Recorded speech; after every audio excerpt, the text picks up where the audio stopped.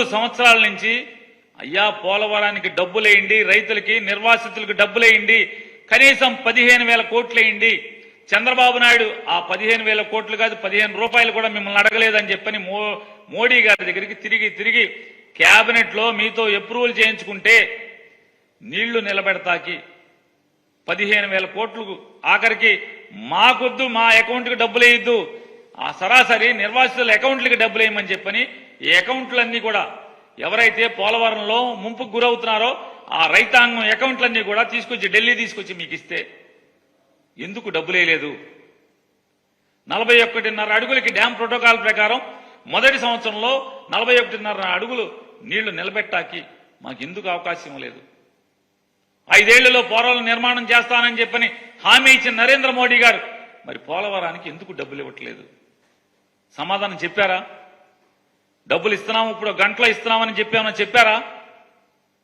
పోలవరం ప్రస్తావనే లేదు అసలు. Steel plant, Visakha ఉక్కు ఆంధ్రుల హక్కు అని చెప్పి 31 మంది ప్రాణత్యాగంతో ఏర్పాటైనటువంటి విశాఖ ఉక్కు ఉంచుతారా, అమ్ముతారా? మీరు అడిగారా? పవన్ కళ్యాణ్ గారు సొల్లు మాటలు చెప్పాడు.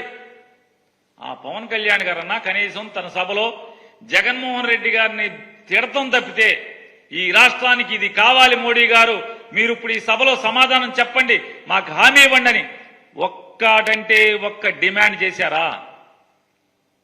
పాపం వెళ్ళి విశాఖ ఉక్కు ఉద్యమం చేస్తున్నటువంటి కార్మికుల దగ్గరికి వెళ్ళి ఎన్నో నాటకాలు ఆడారు కదా, ఎన్నో డ్రామాలు వేశారు కదా. ఇవాళ విశాఖ ఉక్కుని నిలబెడతాము మోడీ గారు, మీరు హామీ ఇవ్వండి ఈ ఆంధ్ర రాష్ట్ర ప్రజలకి, గుంటూరు గడ్డమేంచని. ఆ ఇద్దరిలో ఎవడు మాట్లాడలా? మోడీ గారు మాట్లాడలా. ఉంచుతాడా, అమ్ముతాడా అయినా చెప్పలేదు కదా, చెప్పాలి కదా. మరి ఏమని సమాధానం చెప్తారు మీరు? విశాఖ రైల్వే జోన్ ఏది?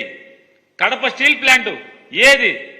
ఇవాళ ఆంధ్ర రాష్ట్రానికి మోడీ గారు చెప్తున్నాడు, ఆయన ఏంటంట నీలి విప్లవాన్ని సృష్టిస్తాడంట.